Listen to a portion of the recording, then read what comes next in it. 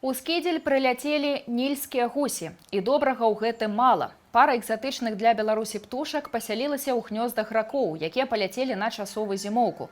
Але гэта яшчэ не ўсё. Егіпецкія гусі звыклі паводзіць сябе агрэсіўна ў адносінах да іншых птушак, і паводле дадзеных еўрапейскіх даследнікаў гэта можа выклікаць скарачэнне пагалоўя іншых птушак. У краінах ЕС афрыканскія госці нават уключаны ў спіс найбольш небяспечных вадаплаўных.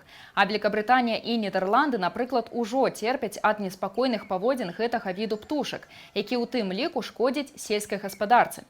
Вядома, што нільскія гусі прылетаюць у Беларусь ужо другі раз. Упершыню гэты від зарэгістравалі ў 2020 годзе ў Бераставіцкім раёне Гродзенскай вобласці.